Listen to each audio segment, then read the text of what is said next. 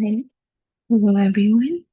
If today was my last day on Earth, I would like to present on why representation matters in filmmaking. So, I think that filmmaking has definitely evolved within the past few years. It is a great part of our society and pop culture. Therefore, I think it's very important that we discuss it. And assuming life goes on without me, I hope that this continues to be a change in the filmmaking industry. So I am going to be using Crazy Rich Asians as my example. So to begin, this is the agenda for my speech. We're going to be discussing the background of the film, the theoretical framework, the importance of representation in the film, why Crazy Rich Asians is an important portrayal, the application in the film, the impact, and my final thoughts. Alrighty. So just some quick background. The movie was received 4 nominations at the Critics' Choice Movie Awards, and it claimed the awards for Best Acting Ensemble and the Best Comedy. So, Best Acting Ensemble is essentially the reflection of a cohesive performance delivered by a mixed cast. And it also took this award from the Screen Actors Guild Awards as well. So, just letting you know now, I'm going to have a bit of spoiler alerts for this movie. So to begin, the film is surrounding Rachel Chu, our main character, and her boyfriend Nick Young. So Rachel Chu is an immigrant Chinese American who is a professor at New York University, teaching economics.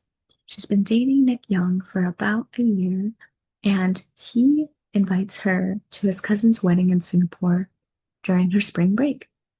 From there, she is a bit nervous because she has never been outside to the motherland and she has never met his family. So she has no idea what to expect.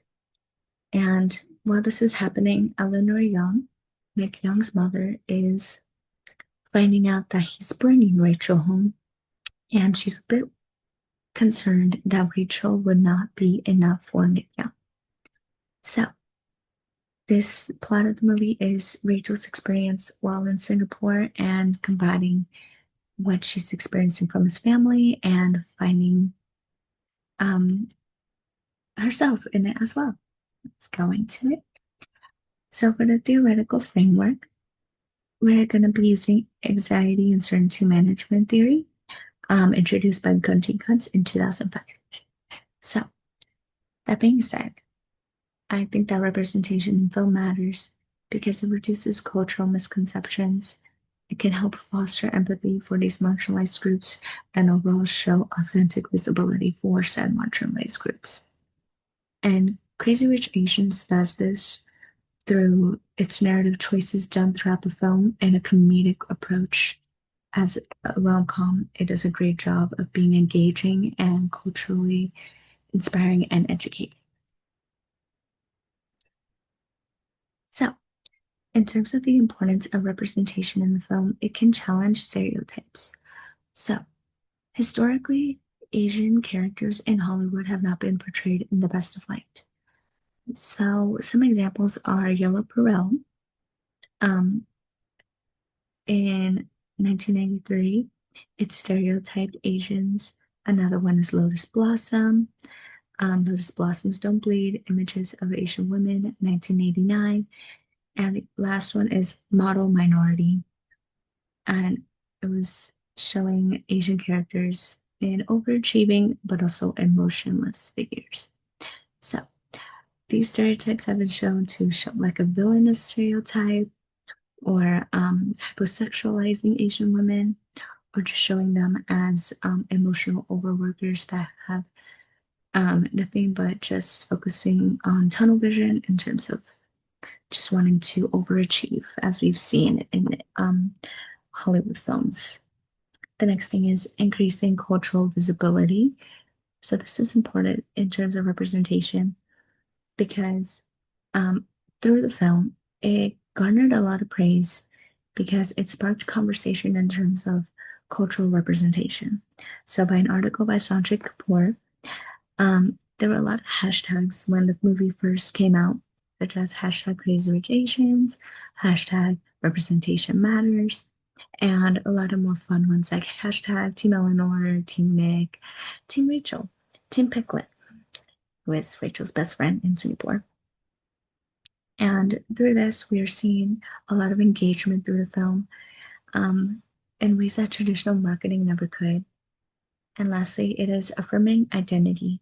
So, because the film is centered around Chinese um, culture, it is affirming those for any of Asian descent because it's very underrepresented in Hollywood films.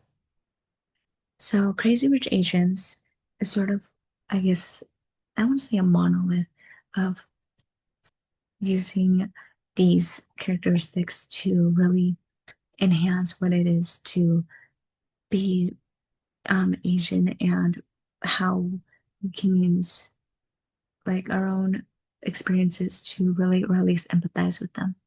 So in terms of cultural significance, it is Crazy Rich Asians is the first Hollywood studio film since The Joy Luck Club, which came out in 1993, to have a predominantly Asian cast. And the director, John M. Chu, is Asian himself. It portrayed high, authentic portrayal of Chinese culture. And by an article of uh, student film, it was shown that critics noted how the film portrayed Asian characters in a mainstream setting very authentically, and it did a very well, great job at steering away from any Asian stereotypes that are seen as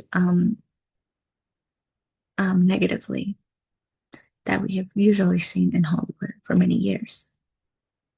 It also uses cultural spaces and traditions. So, through an article, again from Student Film Reviews, audiences saw the issues of acceptance of cultural identity in a given society through this film.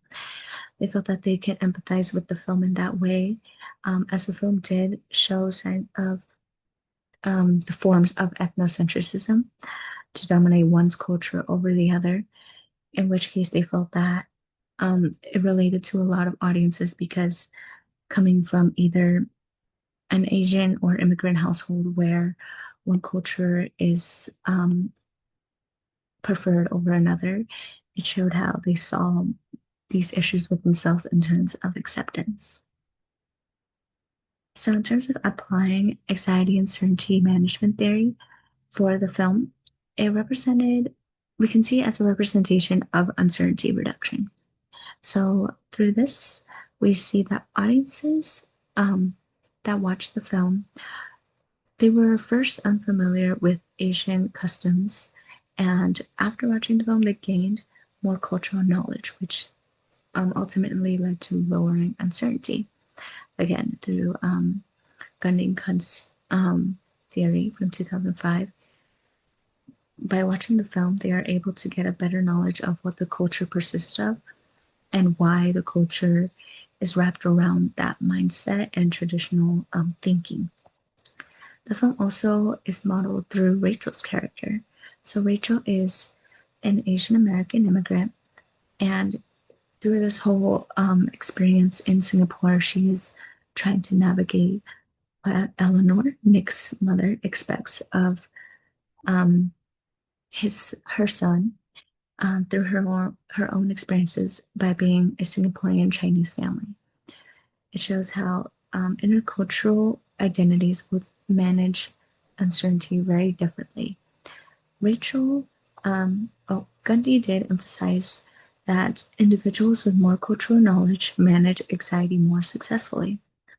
So, Rachel, being Chinese already, was able to get a better um, guide in terms of how she can navigate through this. Along with this, she also had a friend, which was her college roommate that lives in Singapore, that acted as a guide as well to help Rachel through this journey in Singapore. Pick Lin was actually the one to tell Rachel that Nick's family wasn't just rich, they were crazy rich as the movie pertains. So, because of this, Pegler was able to help Rachel in terms of finding a better outfit for not only meeting the family, but also for the wedding itself. Rachel was able to get a sense of confidence in herself, knowing that she was able to conquer and be um, be an amazing girlfriend to Nick, despite what Eleanor thinks of Rachel not being Asian enough. And lastly, emotional engagement can be used as a tool for the film. So the film depicts empathy through the narrative. So again, this is a spoiler. But in the film, when they're at the reception for the wedding, Eleanor, Nick's mother, hired a private investigator to do some background investigating into Rachel. And to everyone's surprise, including um, Rachel's mother's husband was not Rachel's biological father, and Rachel is a child of infidelity. And this set a whole craze. Eleanor and the grandmother said that they cannot have Rachel in the family at all. She's not what she would ruin the representation of the family being so up high in status and wealth, and this would ruin them. And Rachel was, aside from all this, is just registering that her whole life was a lie. She thought that her father passed. Meanwhile, he was alive the entire time. And through this, we are able to gain some empathy for Rachel in this scene, which displayed by Gundikus can decrease the anxiety towards any cultural difference. Because though individuals might share cultural differences, the one thing we can all share is similar emotions or experiences. Therefore, we are able to use this emotional engagement as a tool to feel less uncertain about a culture. So let's play Mahjong. So just a quick background. Rachel invites Eleanor Young, Nick's mother, to play Mahjong and to have a conversation. This was after the wedding and after Rachel finds out everything about herself.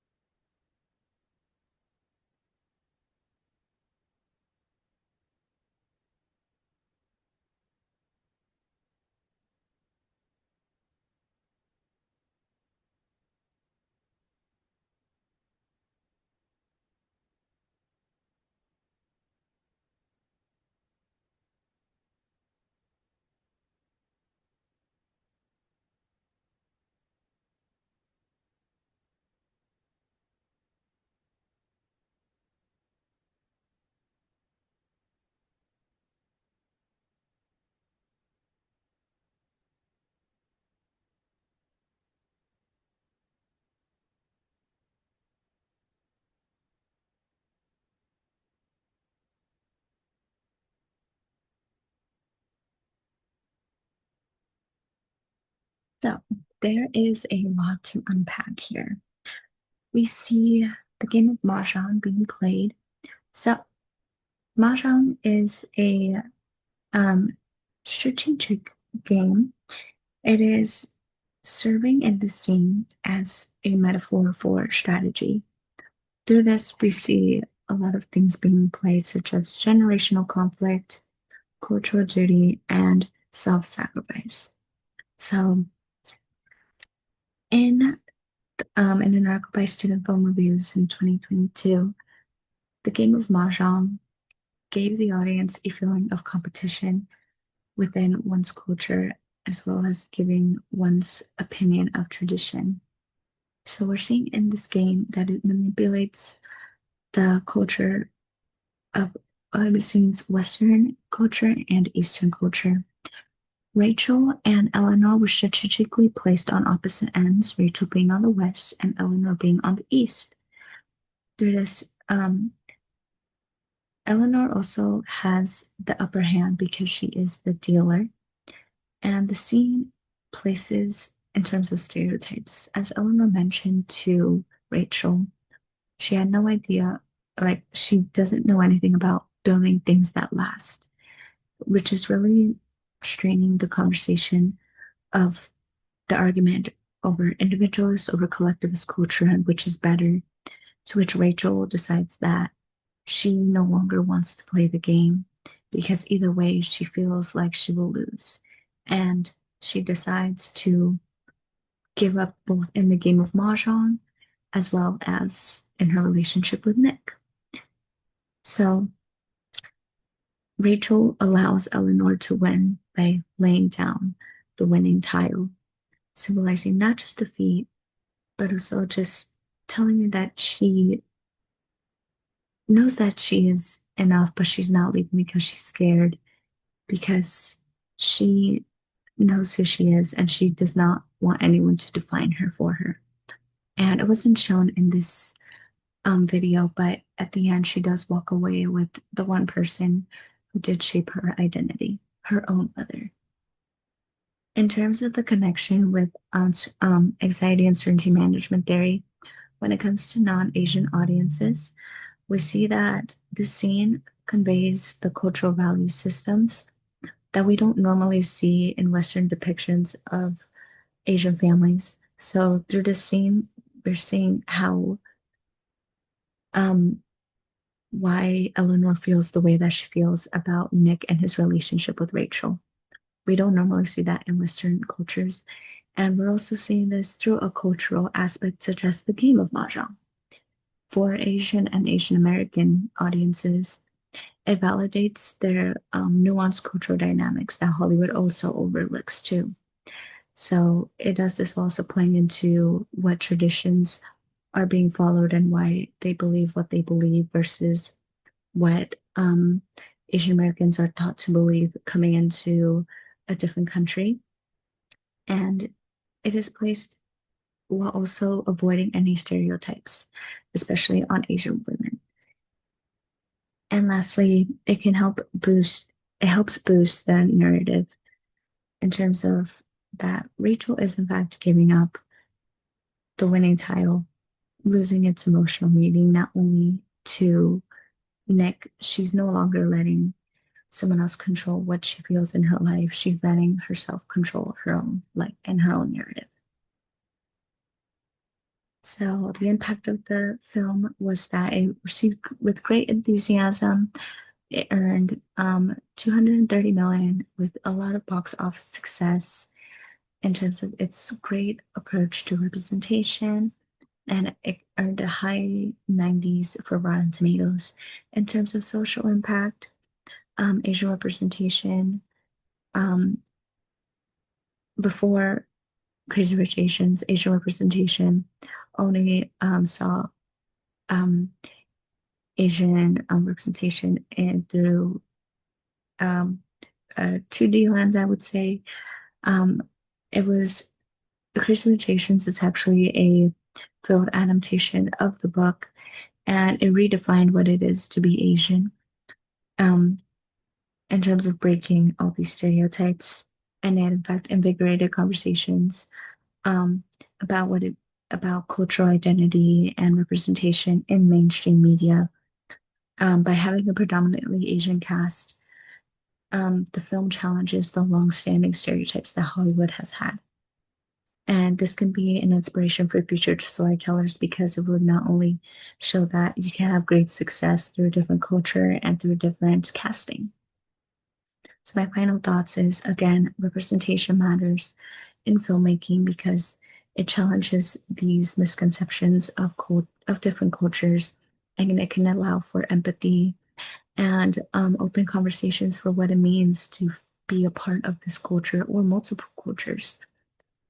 Um, Crazy Rich Asians was a crazy example because it touched on so many topics, and I can talk more and more about the plot, but I simply do not have enough time.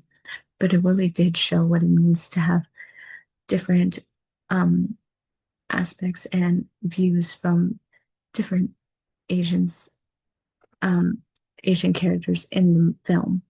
I didn't talk about some of them, but there are a lot of other examples. Um, but that's besides the point. Representation matters a lot in filmmaking because we are, it can open the door for reflecting not just Asian experiences, but also all cultural experiences. This helps to show that no matter how we see um, certain cultures, we can always redefine it by having that representation for um, different cultures and groups. Thank you.